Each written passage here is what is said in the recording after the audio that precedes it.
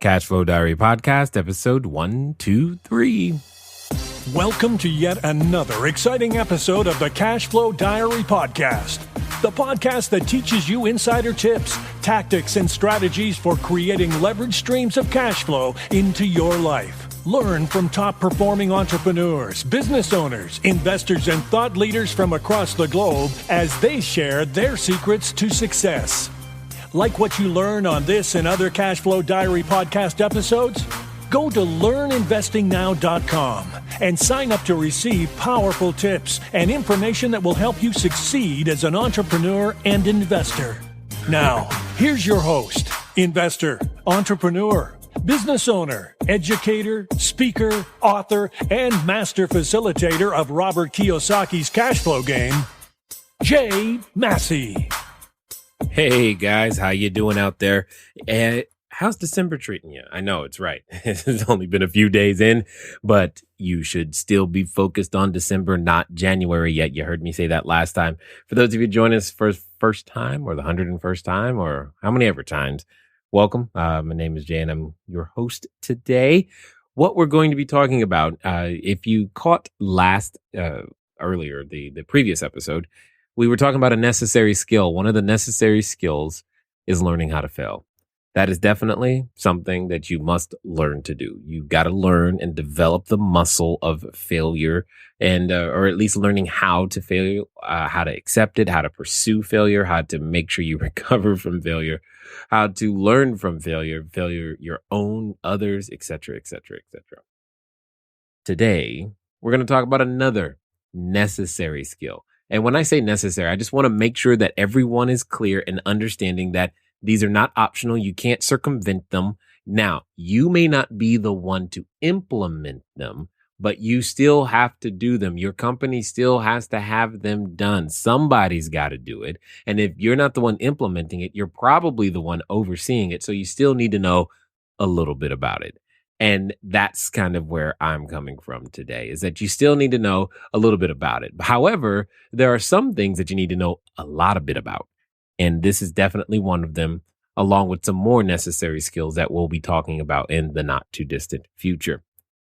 See, what we're going to be talking about today, I believe very strongly, this one separates the men from the boys from the men from the women? No, not the men from the women, because that's not right. It's more the girls from the little girls from the big girls, if you will. And this is the one that absolutely makes all the difference. If you said to yourself, hey, I've tried to be an entrepreneur before, I've tried to do real estate before, Jay, it didn't work. Or if you said, hey, I had a business and all these other things.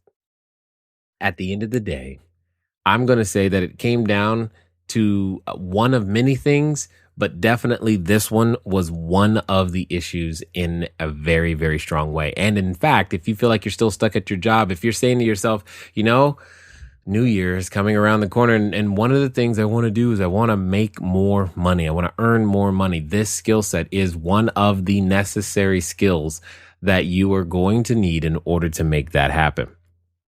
In fact, as I've said before, it's the number one problem of most, if not all, entrepreneurs or would-be entrepreneurs. I'm sure if you read the episode title, you know that we are talking something about marketing. What does that mean? What is it? And I find this interesting. When you look up definitions of this particular subject or topic, you get, all kinds of answers. For example, when you type in what is marketing and you come up with the Wikipedia answer, it simply says marketing is the methodology of communicating the value of a product or service to customers for the purpose of selling that product or service. Okay, that's interesting, but it doesn't really tell me what I need to do today, Jay. I agree with you, but that's why we're talking about this, because at the end of the day, what do we need to do with it? I don't know. Let's see. If I go over to the businessdictionary.com, their definition is the management process. Now, this is marketing. The management process through which goods and services move from concept to the customer. Okay. It includes the coordination of four elements called the 4 Ps of marketing. Identification and selection and development of a product, determination of its price, selection of a distribution channel to reach the customer's place, and development and implementation of a promotional strategy. Okay, that's interesting. And then I went over to Forbes.com, and I kind of like this article the best of the ones that I did see. And it simply starts with, let's face it, to the average business person, marketing equals promotion. Marketing is what you say, how you say it, when you want to explain to someone how awesome your product is and why people should buy it. I was like, okay, that's a more closer answer. And when I say marketing, let me tell you why I think this one is so necessary. Okay, you really got to grasp this. It's necessary because the main difference between most employees, so if you think about the, Robert Kiyosaki's cash flow quadrant, you've got the employees, the small business owners, the big business owners, and as well as the investors. The main difference between employee and the other three quadrants is this level of which they master marketing and one of the other necessary skills, sales, which we're going to talk about as well. So you say, Jay, I've been in sales before. I know all about this. Well, let me tell you what I really mean. See, in my world and the way that I see things, you haven't been in sales if you've never taken a customer from cold to all the way through the end of a relationship, all the way through to referral. What does that mean? That means I'm not talking about you had to, you were given a whole set of leads. No. I'm not talking about that. I'm talking about the fact that you had to go find your own people to talk to. You didn't know who to talk to. You had to learn how to communicate to that person and then get them interested in a product and take them through that entire sequence so that on the other end that they felt that they were getting an excellent deal, and they better had be, but they were getting an excellent deal on whatever it is that you were representing or marketing or serving. See, marketing is the piece about finding that audience. It's a piece about finding that person. A popular word today is that avatar that would actually be even kind of somewhat interested in what it is that you do. Going out there into the world to find complete strangers and give them an opportunity to come into your world to solve a problem that they may not even know that they had, or if they did know they have it, great. You still got to go out there and let them know that you exist.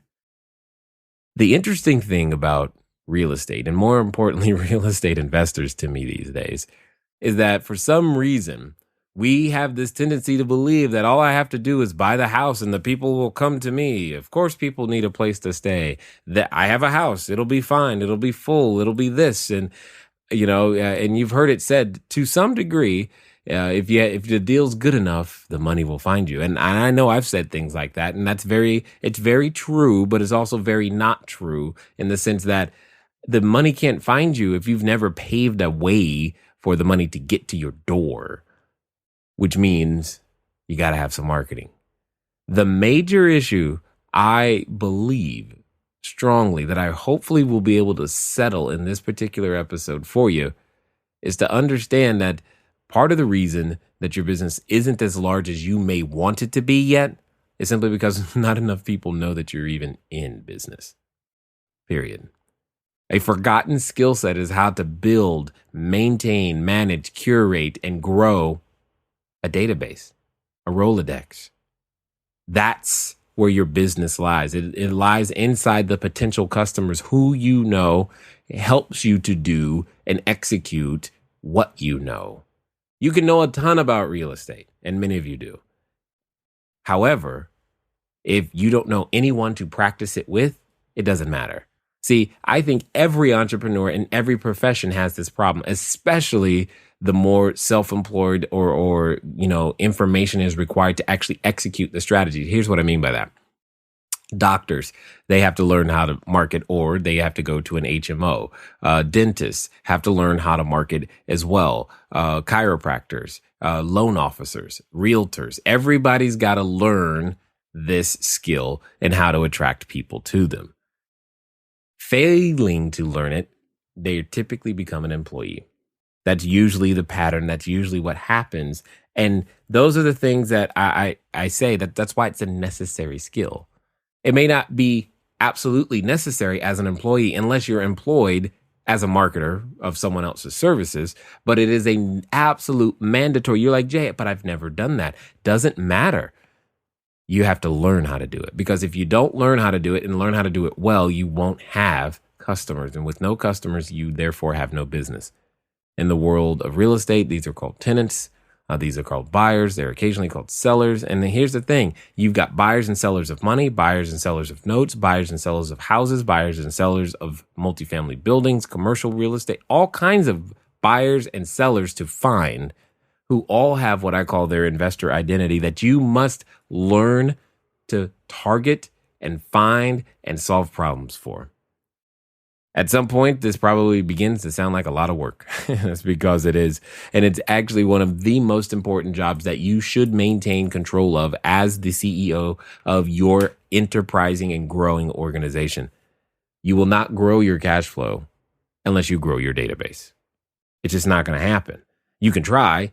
You can think, I don't care how much you sit at home wishing and learning. That's wonderful. But there must come a point at which you get up and get out and go get something, as Outcast would say. But those are the things that you absolutely must do. There is no option outside of that. If it's not that your product isn't great, it's not that your deal isn't great, it's not that real estate won't work for you, it's that you have not yet developed the skill set to attract to you the individual most likely to do business with you. Now, the good thing is, the relieving thing should be, this is a skill set. All skill sets can be learned, even by introverts, guys. Me being one of them. That's why I say that, because it requires talking to strangers and inviting them into your world. Two things that most introverts don't do: talk to strangers and invite people in. Why on earth would we ever do that? You got to give us a really, really, really good reason. And at the end of the day, because of how we got started, because of the situation that we were in, it was no longer serving me to continue to act that way, right? So we had to learn to become completely different. So for me, in my world, I want to have all of the strategies at my disposal to be able to attract people to the business. Because there's a concept out there when you're thinking about looking for business, is you can farm or you can hunt. When you can plant seeds or you carry a gun. And I would rather do both, because there's times when both are appropriate. However, here's my point. You really hear me when I say this. And if you're not taking notes, you're going to want to write this one down. Everything works and nothing doesn't. Well, I'll say that again.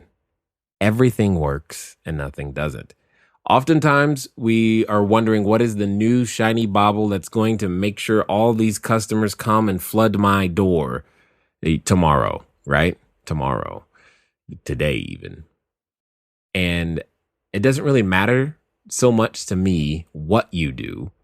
I care that you do, and that you do a lot of it, and that you do it consistently, and that you do it as it leads towards and leans into your personality type. Because if you don't have fun doing it, you're not gonna. Period. I don't care how good the strategy has worked for someone you know. If you don't have fun doing it, you're not going to do it no matter what. Marketing is this process of thinking, who do I want to attract, and how do I want them to know me? How do I want them to understand who we are, what we do, how we serve them? And so that when you speak, they listen, because they go, oh, that's my guy. That's my gal. That's the product I want right there. And get them to raise their hand. I love the way, we can do that these days and get people to self-select and say, hey, you're the one I want to work with.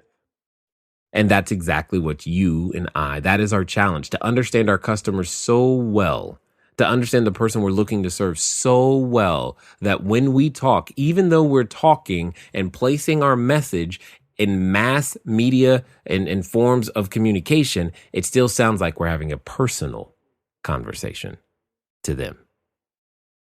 These are all skill sets that you learn over time. I love this idea because then it supports one of my core values I love to teach. It's one of the things that makes me excited is helping people understand what are concepts that are typically perceived to be complicated. And it gives me the opportunity to do this.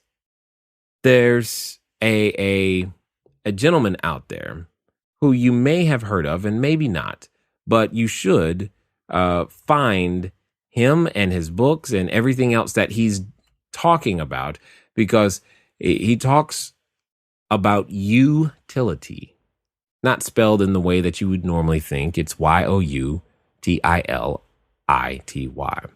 His name is Jay Baer. Now, yes, I kind of like the first name, but that's not the reason you should be listening to him. It is a simple message that I heard from him when I was at the Infusion Con. And that's just a very large meeting for a lot of entrepreneurs and how they manage their databases and the software platform that we use. And he was just simply saying, have your marketing so good that people want to use it. And I was like, this is good.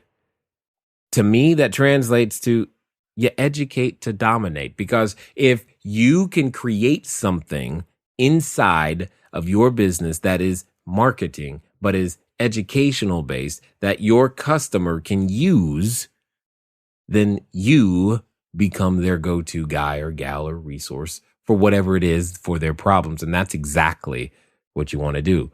You want to be able to have that content be shared. You're like, hey, make it useful to them. You want someone to like or tweet or retweet or whatever, make it useful to them. And that begins the beginning of this attraction process. And some of the tools that we have today are absolutely amazing in terms of reach. Now, here's the thing I want to say. Don't get distracted by the tools. They're just tools. Social media is a tool. Okay. It's not the replacement for, it's the tool.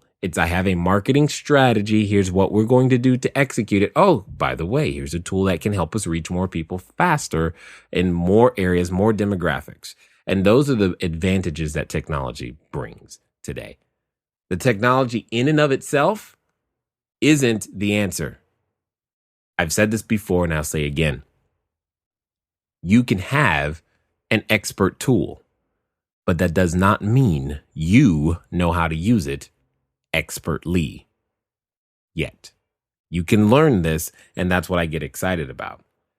And the concept of creating marketing so good that people want to use it, people want to share it, people want to talk about it, people want to begin to adopt your methodology of thinking, of being, of talking, of walking, of putting on their belts the same way you do, or tying shoes or knitting or whatever it is that is your unique gift and genius that you are sharing with others as a benefit to them. That is the beginning of how you can educate to dominate. We all have something unique in that sense that we can share. And that's exactly what you should be doing. It makes me excited because now you're free to explore your creativity and, most importantly, the things that you like to do. Oftentimes people ask me, so what's the thing that I should do? Should I be doing Facebook, or do I do email, or how do I get more investors? How do I get more buyers? I hear this all the time, especially from those participating in our wholesaling courses.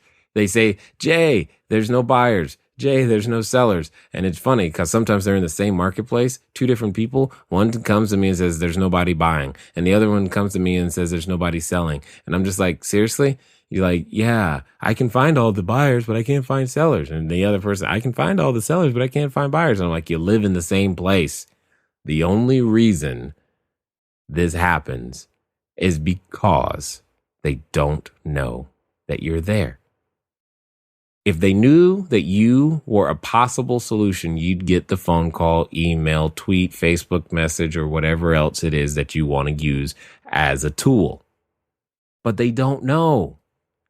Your job is to promote, to become a promoter, to tell everybody, hey, here's what I can do. And I can do it for these type of individuals. And if you are one of these type of individuals, this is what we specialize in. This is what we do. See, we are cash flow diary. What does that mean? That means we focus on anything that can create cash flow, which gives us a lot to choose from. And someone called me, I was on the Flip Nerd podcast, and he called me agnostic toward the vehicle that I use to create cash flow. And he's absolutely right. I just never thought about it in that particular term. Because if you think about it, a book, royalties, or things of that nature, that becomes an asset and you can produce cash flow. Same thing with the song, right? Same thing with poems. Same thing with anything that you have the ability to create and can copyright or trademark and use your intellectual property to make happen. Processes. All of these things. And the great thing is that you and I have the capacity to breathe and think, and we've got the opportunity in front of us today. We are just failing to let people know that we exist. So, what are some of the things that you can do? Well, simply, you can decide to start. And in fact, some of the simplest things that you can do is to begin to tell people, but Jay, I'm not ready yet. I hear that one all the time. You always start before you're ready. Just start. Because nothing happens until there's a sale, and you won't have a sale until you have people to talk to. You just won't. So you can think that the product's not perfect. Well, quit trying to make it perfect and see if anybody wants it. And when it comes to real estate, it just means go write an offer. Go put out a sign. Go tell people, hey, I am in business. So let me give you the one way to do this in person. It's been my favorite way for a long time, and I share it with you freely.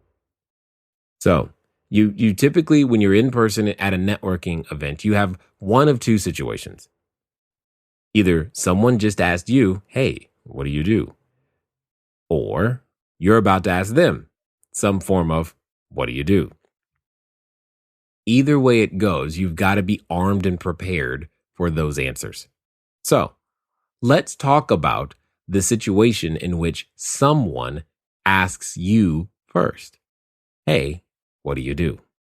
By the way, this is the situation I got best at because I wanted people to ask me that question. So I came up with creative strategies, creative marketing techniques to get people to come to me, because I didn't want to go to them, and ask me that question. If you come to me and ask me a question, I'll answer. But don't ask me to start a conversation. That's painful. Anyway, here's my point.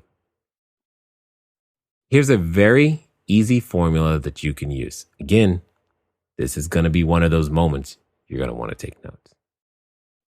Most businesses, dare I say all, can be summed up in a very quick 15 seconds, maybe 20, called an elevator pitch. But here's a formula you can use for any business, anywhere, anytime, to be able to intelligently and concisely, and most importantly, effectively, let someone know who you are and what you do.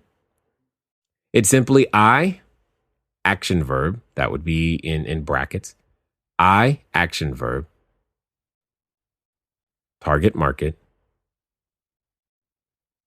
so they can't, I, action verb, target market, benefit, so they can benefit. I help teachers, and then state of benefit, use their 403B plans or their retirement plans in an effective way so they can quit worrying about if they'll get tenure or not. Oh, well, cool.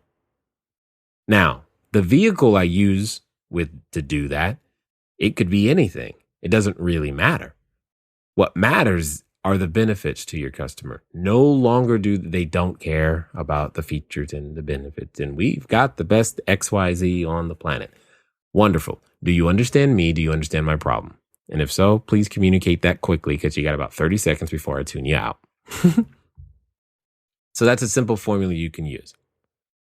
When you get the opportunity to quote unquote go first, especially when you're first starting in real estate, some of the quickest and easiest things you can do is get to a question. And the faster you get to the question, the better. One of my most favorite questions has always been, have you ever considered getting involved in real estate investing? Now, you realize you can change that last part to any industry you'd like. But have you ever considered getting involved in real estate investing? Now, when someone answers that, what is the likelihood that they're going to say yes? Well, it's pretty high because it's ever considered. Very broad. Like in your entire life, have you ever even thought about, for 3 seconds or more, getting involved in real estate investing? Oftentimes you'll hear a yes. Occasionally you'll still hear a no, and that's fine. You don't really care either way. You just want the answer. You're starting the conversation. And then they'll say something, and you always respond with my two favorite words, two of the most powerful words, in my opinion, in the English language, especially when used together. Really?